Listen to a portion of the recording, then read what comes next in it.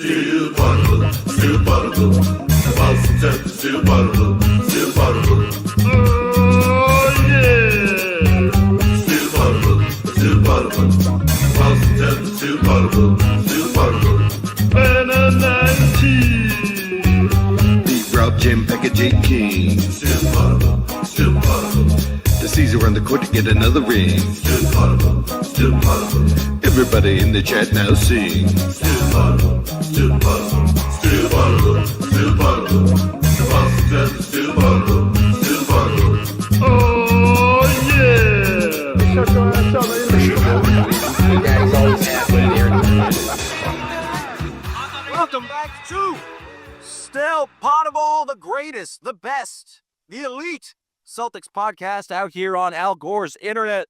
I am Sam Jam Packard, joined today by Jay King from The Athletic. This is the free show of the week. We are a Monday through Friday Celtics podcast. This is one of the free show, but we got you with Celtics content every day of the week. If you want more, go to patreon.com/stillpoddable. Subscribe today. Join the community. Because this is the free show, we are on the CLNS YouTube page. Brought to you by Prize Picks and Game Time app. Use promo code CLNS to save on those fine products. Jay, the Celtics are coming off a stretch of 5 games in 7 days. They went 3-2. I'm exhausted, so they must have been really, really tired while playing the Grizzlies. At the Cleveland game, right? Or the day after Yeah, Thanksgiving? that was there, yep. Which is a tough road trip for the kid to draw there. If you were tired, they must have been quite tired, especially. Maybe that showed in their loss to the Memphis Grizzlies on Saturday night. I think, Jay, they went 3-2 during that stretch.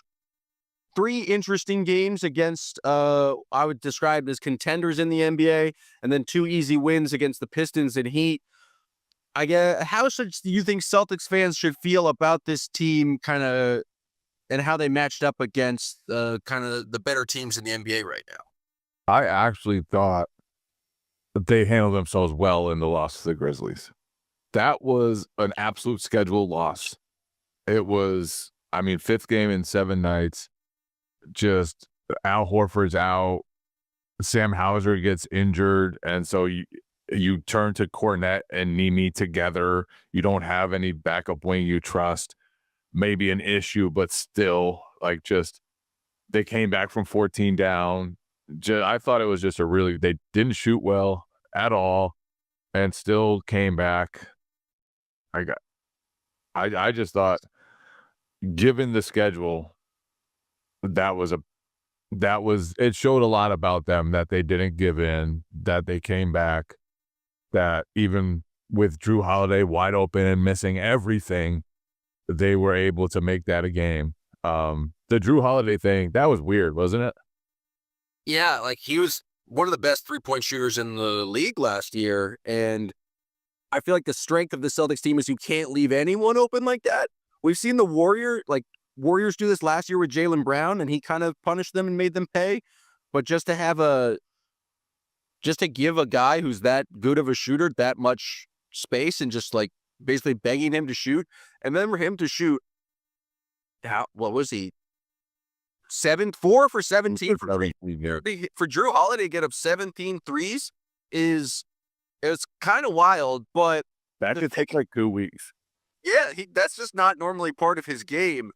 The thing that obviously the Grizzlies do this for a reason, and if you look at the numbers this year compared to last year for Jrue, especially on corner threes, which is kind of his bread and butter, he's not shooting nearly the same percentage. And I feel like because Payne Pritchard has taken so much more of a step in terms of add-in volume scoring, maybe we're not noticing as much Jrue's offensive backslide, I guess, because he's not nearly putting up enough numbers. But am I overreacting here, or is this just a normal kind of slump that you expect to see from players when you shoot that many threes? Probably just the ebbs and flows of a season would be my guess. He has been dealing with a knee issue, which kept him out of a couple games recently during this trip. He said that it was good for him to get a couple games off. That's something that he thinks it's just because he's played a lot of basketball over the last few years. Seems like some wear and tear there. So that could be part of it. But I think also, like, you just don't shoot 60-something% from the corners. Like, he was probably due for some regression there. He's not going to be at 33% or 32.8%, which he's at right now forever, though, either. He's going to start making shots. It speaks to how good the Celtics are, that the strategy against them for Memphis was to just leave Jrue Holiday wide open, because, like, you can say what you want about his percentages this year. He's not the guy you want to leave open. And I think if you leave him open consistently over a large sample size, he will make a high percentage of those shots. But he missed them, and it was sort of like the Jaylen game against Golden State last year, where a team just tried something new. I wouldn't be surprised to see other teams try that too, but I also think if the Celtics get a wide open Jrue Holiday 3 every possession, then that will probably work out in their favor most of the time. Yeah, I mean, he's basically their whole offense is designed is like for anyone not named Mimi or Cornette to, if they get that open shot, like, they have done what they wanted to do on offense and they want that guy taking it. And so I feel like I don't begrudge Jrue for getting up all those shots because clearly they were open. I agree with you about the Memphis losses. Like, Ja and Jaren Jackson had really good games. It was kind of a schedule loss. No one really shot that well from the Celtics. I think the thing that's always interesting, and this feels like the formula for beating the Celtics, is they once again got kind of just destroyed on points in the paint. And I felt like that their rim protection and defense, I think, has gotten a little bit better since Kristaps has returned and been kind of more of an anchor in the center, but it still feels like their weakest point of their defense is they're still just getting beat up in the paint a bunch. Just what have you seen since kind of the return of Kristaps, and how much has he affected kind of how they're playing defense and how well they're protecting the rim? Yeah, I thought a lot of the points in the paint against Memphis were just transition buckets, and some of those were on Celtics turnovers.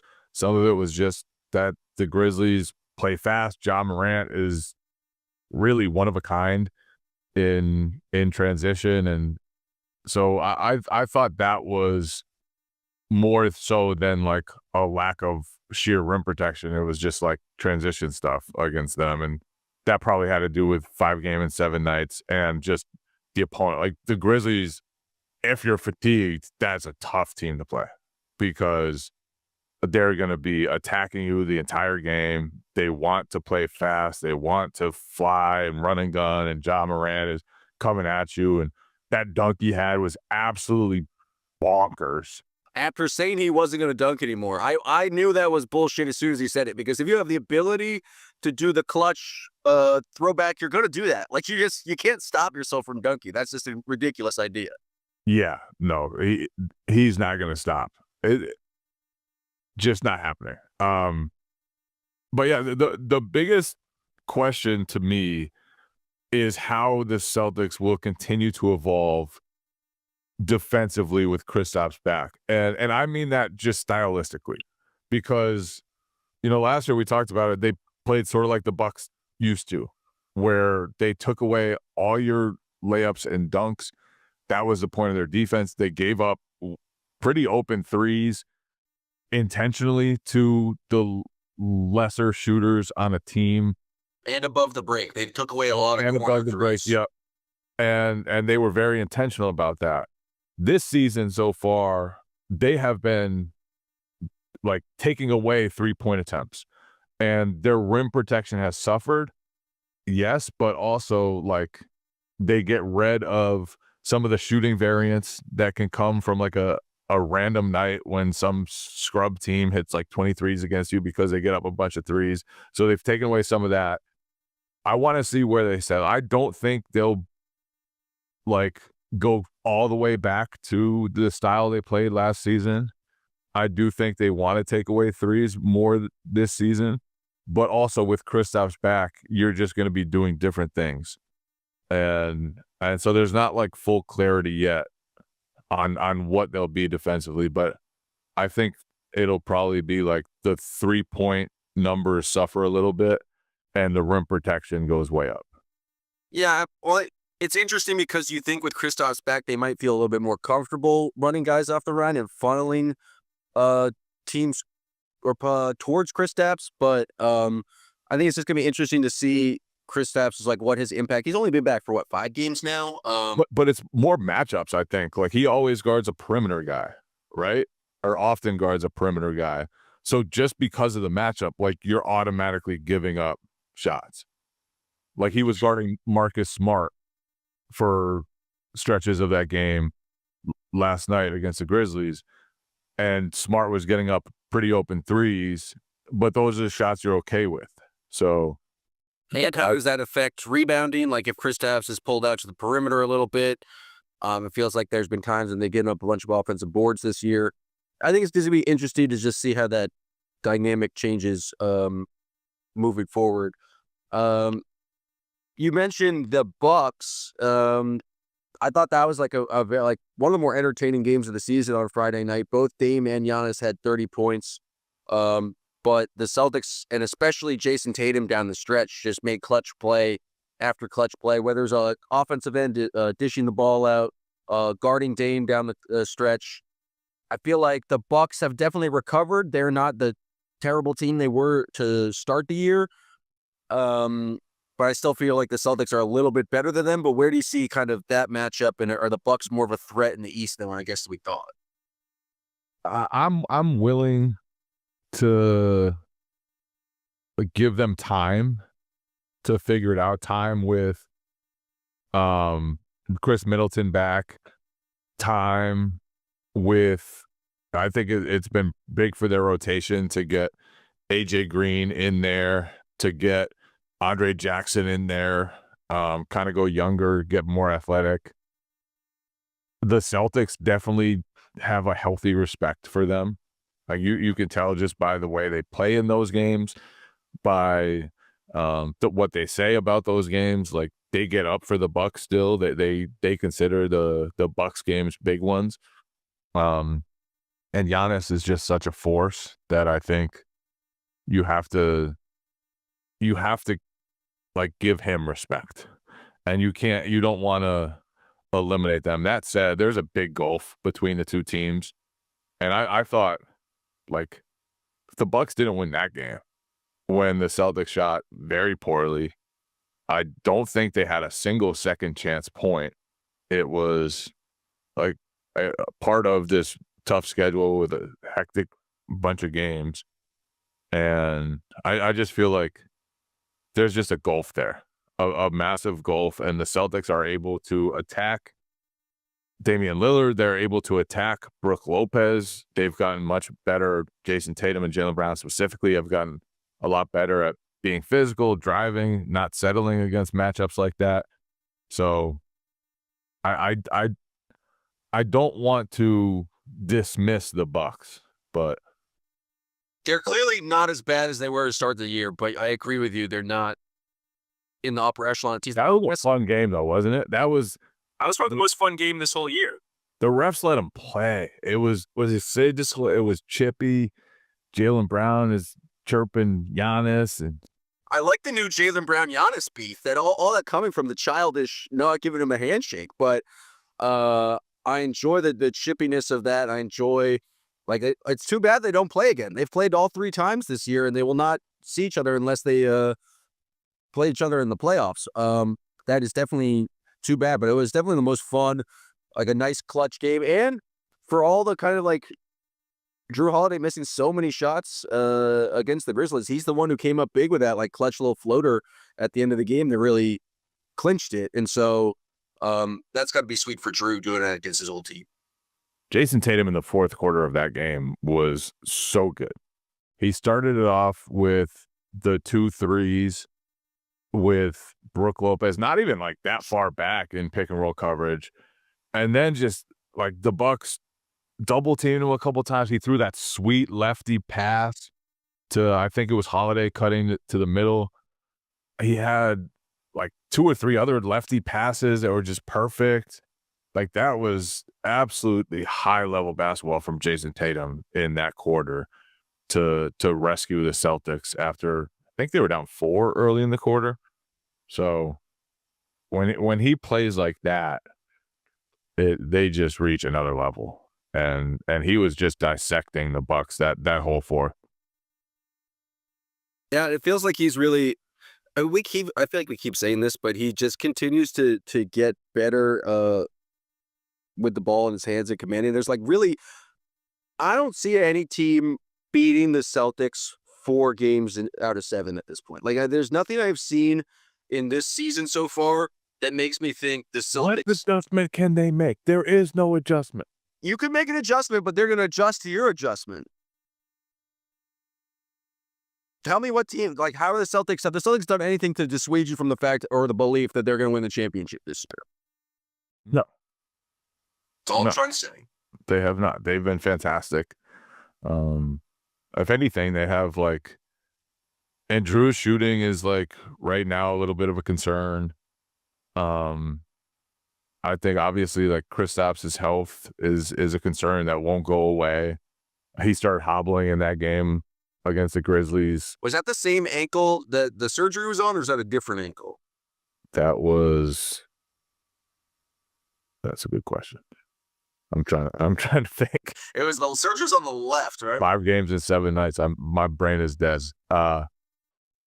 So that's a concern that won't go away. But I would argue like They haven't played their best basketball yet. Most of their developments are positive too. Like Peyton Pritchard took a leap. Jason Tatum and Jaylen Brown are throwing more assists per game. Those guys continue to be more physical and continue to play team basketball. And like the defense hasn't totally come around yet. It hasn't been what it was. But I think with Kristaps back, and it seems like they can reach another level when they need it. And that Bucks game was a pretty good display of that. I thought they just in that fourth quarter played such good defense. There was a one possession against Damian Lillard where Tatum's out there just shadowing every movement and then contests perfectly to force a Lillard missed 3. Just incredible defense. And so I do think the defense can still ratchet it up. It hasn't always been that high so far. But those stretches, they let you know, like, yeah, we still got it, guys. And if you want to see the Celtics, maybe play some defense, play some better defense, or just see any sporting events, you got to use the Game Time app. Game Time is the best way to find deals for high-profile events. They got Game Time picks to make it easier to save on sports, concerts, comedy, theater, and more with all-in pricing, seat views, the lowest price guarantee, and Game Time ticket coverage. Your purchase is covered with the most flexible customer service policy in the ticketing industry. So you want Game Time today to possibly, another game against the Pistons at TD Garden. Use the Game Time app, and you take the guesswork out of buying tickets with Game Time. Download the app, create an account, and use the code CLNS for $20 off your first purchase. Terms apply. Again, create an account, redeem code CLNS for $20 off. Download Game Time today. What time is it? Game time. Now, Jay, they missing, sadly, they're missing the NBA Cup. And it's created a lot of time off here. Now do they just get why did they get to play the 2 worst teams in the Eastern Conference? Well, maybe the Pistons aren't that bad, but they got their 2 makeup games scheduled, the Pistons and the Wizards. Well, part of it is that the teams, you're only going to play the teams that didn't advance. So not by definition, but by logic, many of those teams are lesser teams. At least I think the real thing is so every team in the East, they play some teams outside of their division 3 times and some teams outside of their division 4 times.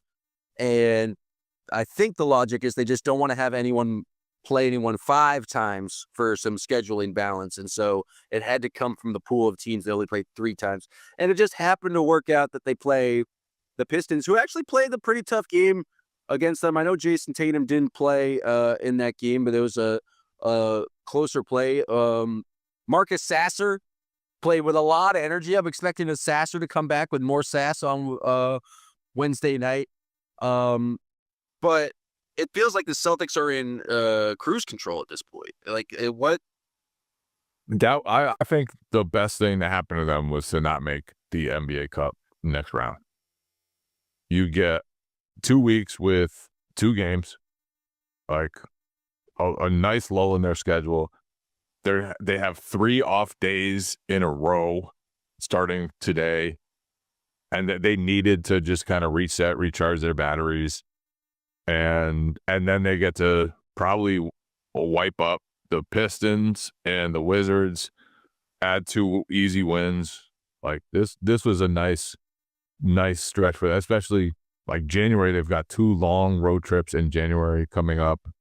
I think it was really good for them not to make the next round of the NBA Cup. Are you excited about the Cup now that we actually have single elimination and its matchups? Excited is not the word. I feel like you're not an excitable person. But are you intrigued? I'm not a real person. I feel like if I asked you a question and asked you if you were excited about something, your default answer would be saying no. Chances are you would only ask me about like dumb stuff. But I get excited. I get excited for good basketball. Do you think the NBA Cup will be good basketball? Yeah. I feel like that's like 4 pretty good matchups. I'm like, actually, despite the Celtics not being in it, now that it's not pool play, now like I understand people don't like the point differential thing, but now it's just a simple 8-team tournament, and everyone loves March Madness for a reason, single elimination. But I think it's 4 pretty good matchups. Although Magic have nobody left. Yeah, that's a really tough blow for the Magic. Versus Knicks is not really. The Hawks are frisky. The Hawks are 6 in a row. They are frisky. Dyson Daniels and Jalen Johnson. I like those guys a lot. DeAndre Hunter's playing well too. The Maverick Thunder should be a great one though, and Warriors Rockets should be awesome. All right, give me your picks. Who's going to win the Cup? The Thunder are going to win the Cup. I think it's going to be Rockets over Hawks. I think Ime is going to coach them up. The Rockets are playing crazy defense right now. They're going to try to... What would Dillon Brooks do for $500,000? What would Dillon Brooks do for free? I don't like Dillon Brooks because it doesn't seem to be motivated by money. He's motivated by pure spite. But I think it should be fun. But I agree with you. Getting back to the Celtics, like if they had done had all of these games and then had to go play a cup game, then go to Vegas and play 2 potential more games, I think it just would have been disastrous for this whole team. Maybe not disastrous. That's wild hyperbole. But the biggest question for me for the Celtics, and it's not even a question, I think the thing that's most important for the Celtics is just health. They need to have they have a deep enough roster where they can get away with resting one guy here, or even a couple guys from game to game. But as long as they avoid long stretches of missed games by any of their big guys, it feels like they're well on their way to 65, 66 wins. And so it's really just and I think the one way to surefire end up with more injuries is just to overload the games. And so I do think getting these 2 weeks is basically the biggest thing standing in their way of. I still think they're going to win get first seed in the Eastern Conference, despite the Cavs having a game and a half or 2-game lead at this point. I still think the Celtics, the Cavs are going to come back to earth a little bit. They started off with a pretty easy schedule, and just nothing seems to be slowing down the Celtics at this point. Yeah, I mean, and we'll see though. I mean, you got to get through January. You got to get through February too. But January is a tough month for their schedule. Their road trips in January are like really, really difficult. I'm pulling them up right now, but they play some legit teams in January. Let's pull this up right now. All right. While you're pulling that up, I just got to tell the people about the fine folks at Prize Picks. Prize Picks, you can get 100 times your money with those 4 correct picks. They invented a new way to flex play, which means you can still cash out your lineup even if it's not perfect. You can double your money even if one of your picks doesn't hit. Sign up for Prize Picks today. You get $50 instantly when you play your first $5. You don't even need to win to receive $50 bonus. It's guaranteed. Prize Picks also offers weekly promotions that can lead to big payouts like Taco Tuesday. Each Tuesday, Prize Picks discounts a select player projection up to 25%. More value for your lineups. Download the app today. Use promo code CLNS to get $50 instantly after you play your first $5 lineup. That is $50 instantly when you use promo code CLNS and play your first $5 lineup. Prize Picks, run your game. All right, Jay, let's hear about what the schedule is in January. Starts off at Minnesota, at Houston, at Thunder, at Nuggets. That's the first road trip. That's all over the place. Then they come home for a couple games. Still have a couple of not super tough ones, but Frisky Hawks are in there. Frisky Magic are in there. If they have their guys by then, January 17th, they probably will. And then they go on another road trip, Golden State, Clippers, Lakers, Mavericks. And then come home to play Houston again. That's a tough month. That's a really challenging month. So I know you're very confident in the Celtics reaching the top of the standings again, and maybe they will. They're fantastic at basketball, but I do think this is going to be a really demanding stretch for them coming up in January. The thing that I think I like about the makeup of this team is that even in their 2 losses this week, a very close game against the Cavaliers in which they were in it, and it kind of had a tough execution down the stretch. Didn't really make a lot of shots in that fourth quarter and let the Cavs get back in that game. And then Donovan Mitchell just went crazy. But I like their effort. I like their process. And they made it a close game. As you mentioned in this Grizzlies game, even in the schedule loss, they battle back to try and put themselves in the game. It feels like they're at a level of basketball where they've lost, 4 times this year? 5. 5 times? All of those have been within 4 or 5 points. They're putting themselves in at least all of these games. We've not seen the Celtics absolutely get blown out. And that I think that I'm curious for you, Jay, you were around the team for the past 5 days, traveling with them. I'm curious, what your feel is on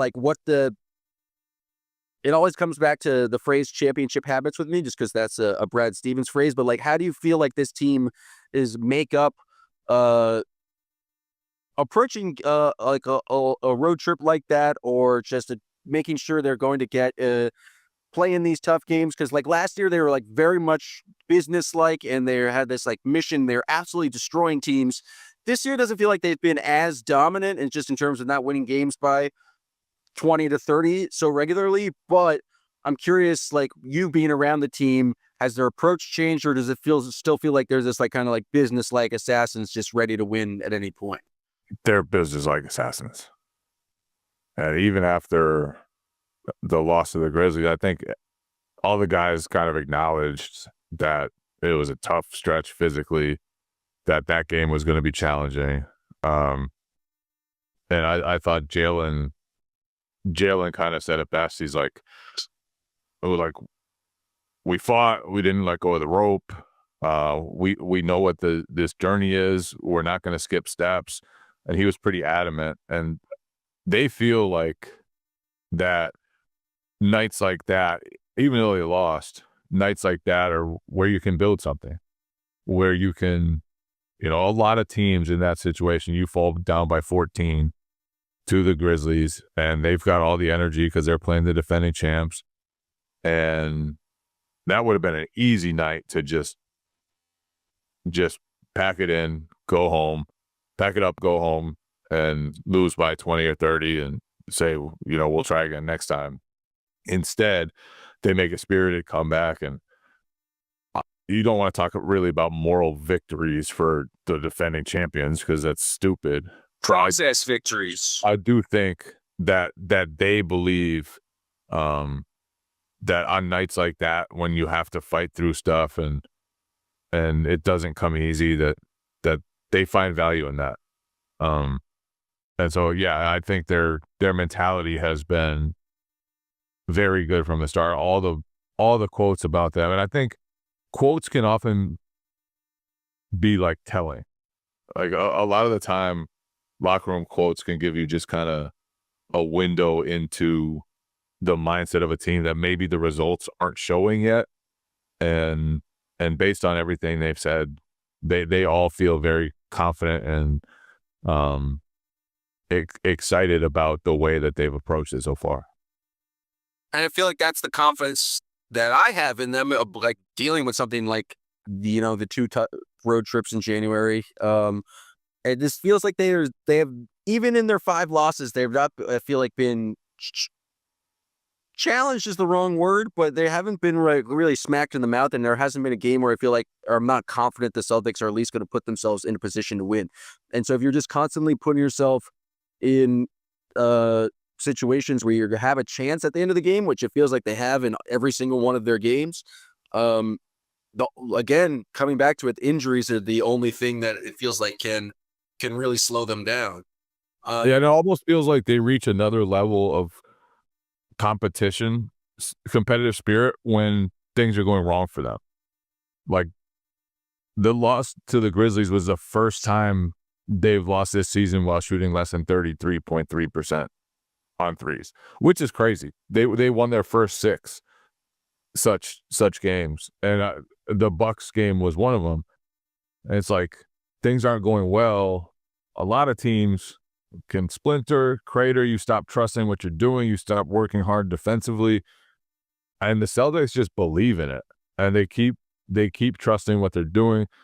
It seems like their defense even reaches another level when your shots aren't falling. They have a way to ratchet up their defense, which I think if you want to criticize them, is that they don't do that consistently, but they clearly have like another gear they can get into when they are down. Or I just remember back to like the Cleveland game, the first Cleveland game when they were undefeated, like that first quarter, it's like, oh, the undefeated team is coming in. And I think that's kind of to be expected in a long season, but they do. And I also think on the offensive end, they like when they need to lock in, it feels like they've done a very good job of the year. It's like, all right, we know the offense we're going to get to. We know the type of stuff we want to do. It's a lot like Tatum White, 2-man action, or it's just getting the ball in Tatum's hands down the stretch and relying on him to make a play. But I do feel like they have this like kind of winning time formula where Celtics teams of the past, they got so much criticism for not necessarily knowing how to handle situations in the clutch. But it feels like this team, whether it's like, and you're going to go through runs because basketball is a game of runs. You're going to go through like some times where you miss some shots, but it feels like this Celtics team, no matter what, there's just a confidence that like they're going to figure it out. And they'll figure out a way to get back into the game. And Doc Rivers has kind of mentioned that a couple of times when they played the Celtics, that he calls them a made team. And basically he thinks that when you win a championship, you just kind of carry yourself differently. You like, there's no doubt anymore. And I think there's probably some validity to that. Like they know that what they do works and they don't need to deviate from that. They don't need to doubt it. Like when things aren't going wrong, they just play the same way and keep creating high quality threes and keep trusting that Tatum and Brown will make the right plays, and more often than not they do. And so, yeah, I really thought like that Grizzlies game was a big test and a huge challenge. And I really thought they kind of attacked it pretty well. I know I'm hyping up a loss way more than I should be, but that was a really tough game. Like that was, given the schedule, one of the toughest games of the entire season. And for Peyton Pritchard to come out and kind of lead a comeback and them to take a lead, I know they didn't end up holding it, but that was a very good effort. Yeah, they just didn't play, I think, good enough defense especially in that first half, but that's kind of to be expected. Before we get to the moment of the week, I do think we need to debate who's the third best center on this team right now? Who are you rolling with when the moment gets down to it and you need that third center off the bench? Is it the people's champion, Nemias Queta, or my champion, Luke Cornett? Or are you going with Xavier Tillman?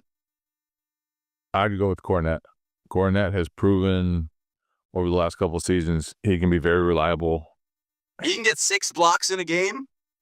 He blocks shots. He finishes. But that said, I thought Nemi has some moments, and you can use him differently than you use Cornett. Like they switched him onto Damian Lillard sometimes. They switched him onto John Morant sometimes, and he's had some good moments against guards on the perimeter and in space, and that's a unique skill set, and not a unique, but a rare skill set for someone who's a 7-footer and can block shots the way he does. So I think you still have to continue just kind of harnessing that, see how you can continue to develop him, because there will be some scenarios where you want to play that type of coverage, and Nemi, and Horford, whether he's out because of back-to-back or in foul trouble or you need to give him a breather. I think Nemi, it's good to have somebody who can play a little differently. They have all their bigs play very differently, and I think that's a good thing for Joe to have, just kind of different clubs in the bag. I think it's not like really an either or situation. It's just both of those guys are kind of innings eaters at this point, especially with Kristaps and Horford not really probably playing back-to-backs. And I think it's good that both those guys are effective. And I'm going to say it. I'm for continuing to play Nemi, as you mentioned. He has his moments. He provides you just a kind of a different style of big, but I don't think necessarily he's proven himself to be demonstrably better than Cornett. And so you kind of just need both of them. I do think Cornett, after defensive struggles earlier this year, has come to just played a lot more physical and has done a better job. It was funny when he was like, yeah, I just decided I got to play more physical. I've been too conservative out there. Yeah, Mazzulla just kind of challenged me. Didn't he say Joe said something about it? And he was just like, yeah, I'm going to be more aggressive this time. Just chose to be more aggressive. He flipped the switch back on. And it worked. He got 6 blocks in the game. You've never got 6 blocks in a game? Me? Yeah, I can't imagine. I can't imagine either. There's no way. No way. All right. We have no nominations for this, but it is time for... That sound you heard, if you were listening, means it's moment of the week. Jay, I think my first nomination is just the return of Marcus Smart to actually play a game against the Celtics. It was a cool moment, him getting his standing ovation, going over to guard Jason Tatum. That would be my nomination for moment of the week, but I'm curious if you have other ones. Well, I guess I have other ones as well, but I'm curious what you have. Yeah, I think Smart's return has to be. I thought it was cool. Like, he brought his 2-month-old kid because he wanted the kid to meet all his friends on the Celtics. He wanted the 2-year-old kid to just kind of experience that night and take photos and stuff so they can look back on it later and have that memory. I saw your tweet about it, and you said you had the caveat on there, like, not that the 2-year-old kid's going to know it, and then a bunch of replies to it was like, 2-year-old kid's not going to, 2-month-old kid's never going to know what's going on. I was like, yeah, no, he mentioned that in the tweet. Like, yeah, literally said that in the tweet. Yeah, some people just can't read. They don't want to remember.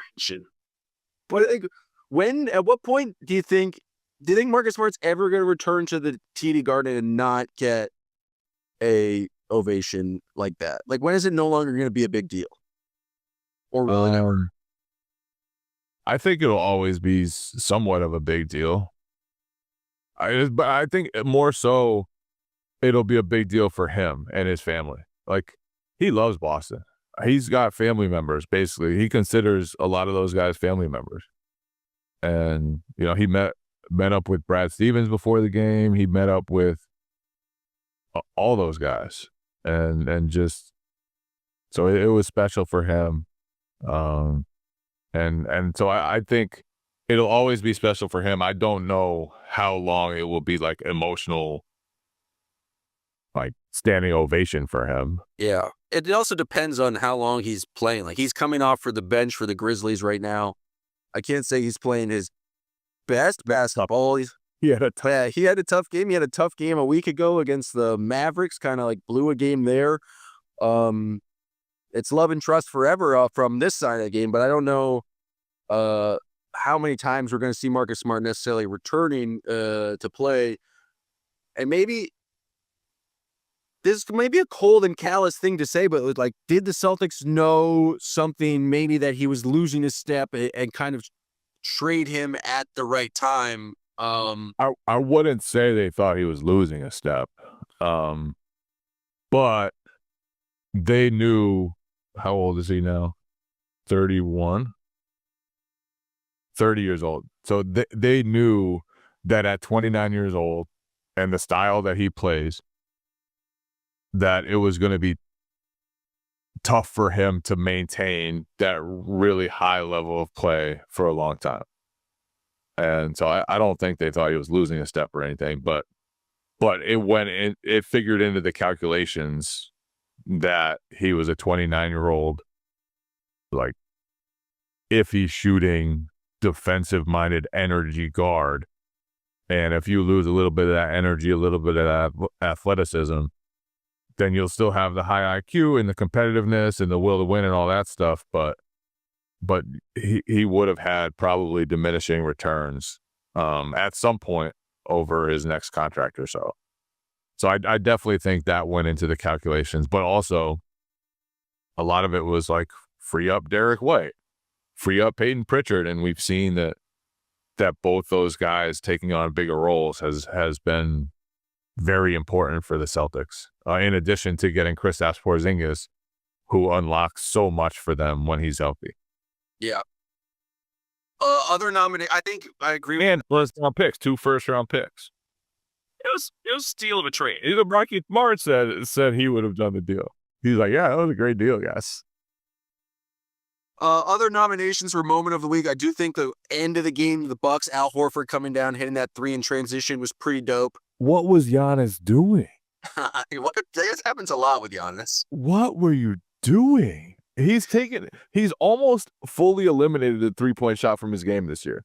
Like, just doesn't take him anymore. You hear the quote he said after the game where he's like, I'm going to take it again? Like, if I'm feeling it? You're dumb. That was just a, like, competitive, like, make it next time type thing. I'm going to make them both. Like, that's a Grant Williams, I'm going to make them both type statement. You should not have taken that shot.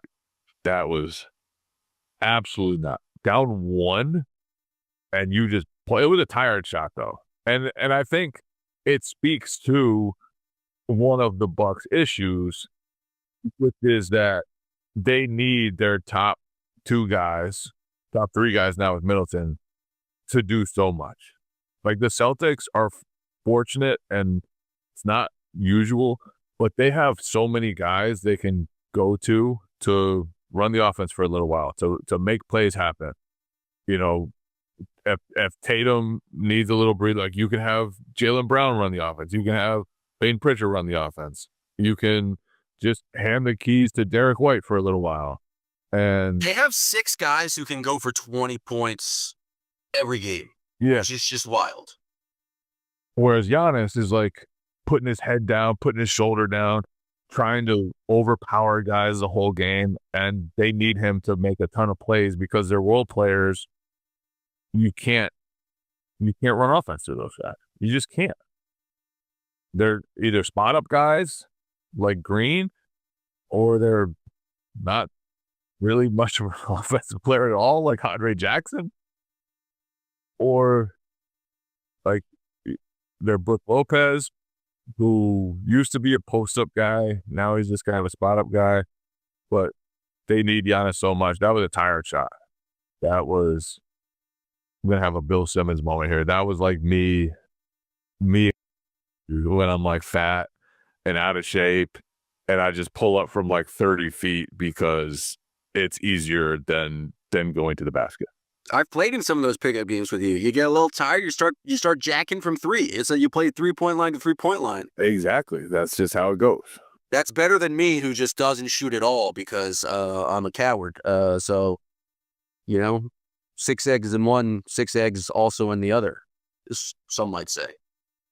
Yeah. And then Horford just punished him right away. Horford, for him to still at 38 be as competent and highly successful guarding Giannis as he is the best Giannis defender in the league, which doesn't make any sense. Do you think it's a mental thing at this point? Like he just knows Giannis's game so well because he's like gone up against him so many times over the past couple. I'm sure that's part of it, but also it's like he's so smart and he's always been great at playing against guys who you can give some space to, and he's so physical. He's good against guards. He has to like pretend to like contest threes on. Like I can just imagine Trey or Steph Curry like beating him off the dribble there. But a guy he can see. Yeah, like Donovan Mitchell gives him some problems too. But if he can like give you space and then just use angles and use his body and his strength and his balance, then there aren't many better defenders than Al Horford. And obviously with Giannis, that's just kind of what you do. You are giving him space. You're trying to take his enormous bumps. That man is so strong. Like he moved Jaylen Brown that one play. Like Jaylen kind of like tried to like just stand him up almost, and he just went right through and finished a layup. And it was like, that is a strong man you just bullied on your way to the basket. But then Jaylen got him back, and then did the too small. I do love their beef. Doing a too small to a 6'11" guy is like, I love that move. You lose. It kind of loses all meaning. I disagree. That's what you got to do it for. Like, you shouldn't do it to the guys that are actually too small. Yeah, punch up or punch down. Not punch. Yeah. Speaking of Jaylen celebrations, this is not going to be moment of the week, but I think it's a moment worth celebrating. Dunking on Beef Stew and then doing a throat slash, like it's a bold move. Beef Stew's crazy. Beef Stew tried to fight LeBron James. Sure, he got fined $25,000 for the throat slash, but I think it was well worth it. And then Beef Stew tried to get him back, basically threw him into the fourth row on a rebound. That was amazing. Just shoved it. Jaylen's just, he doesn't take any crap anymore. I don't know if he did early in his, yeah. He was never a big crap taker. Jaylen Brown does not take craps. He never took much crap, but now he's definitely not taking crap. It doesn't matter who it's from, and I respect it because he often goes after the biggest, baddest dudes. He's the enforcer of the Celtics. There's no one else on the team who's going to like play that role, or like even like feels like they play with an edge. What was that clip? Was it Zebo who said to DeMarcus Cousins, like, in my hood, bullies get bullied? Yeah. I feel like Jaylen tries to bully bullies. Like that's his MO. He's just like, he doesn't go after the weak. He goes after the bullies and tries to bully them. It's a power move. I feel like it's necessary for the Celtics. The Celtics are like a kind of a team of like nice guys. Like Tatum, if you bump him at all, he's just going to get up immediately and not like, have you ever seen Tatum get in someone's face, like another player? That's just not like part of his game. Derek White's not going to do that. Peyton Pritchard will talk some shit to Eric Spoelstra. That's another nomination for moment of the week is Peyton Pritchard knocking down a bunch of threes and just shaking his head at Spo. Not sure what that one was, but Peyton Pritchard, I feel like he'll talk some shit, but he's not getting in guys' faces. It's really only Jaylen Brown. And I wonder, and Joe loves it. Yes. Like Joe loves it. Joe was asked that. I don't know if we're doing a shit Joe said. We are right now. Here it is. But the when he was talking about Jaylen's technical after, I mean, I don't even know if Giannis elbowed him. I know people were saying like the elbow looked like it kind of struck Jaylen, but I don't know if he meant to do it or what.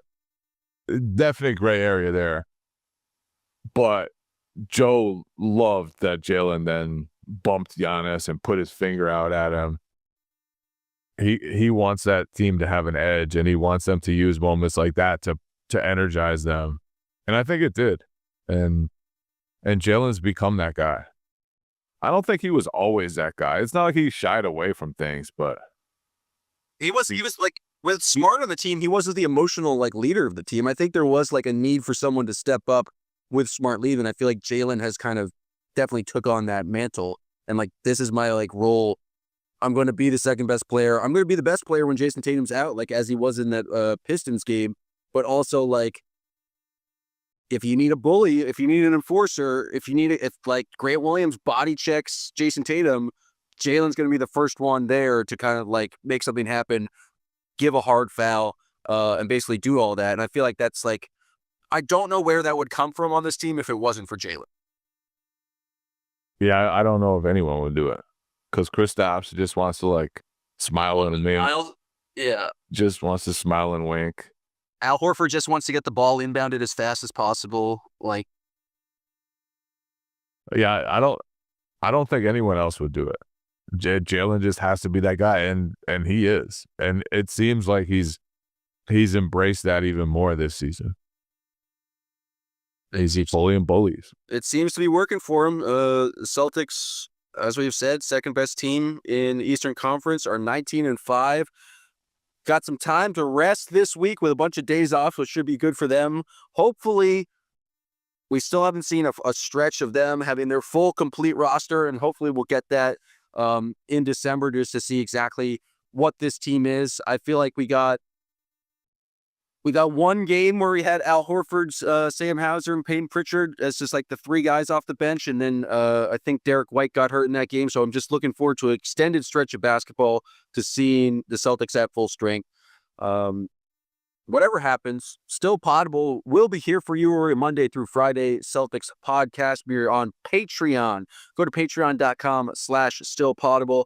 Appreciate everyone on the Still Poddable community who helped fill out the survey, telling us what we can be doing better, what you like about Still Poddable.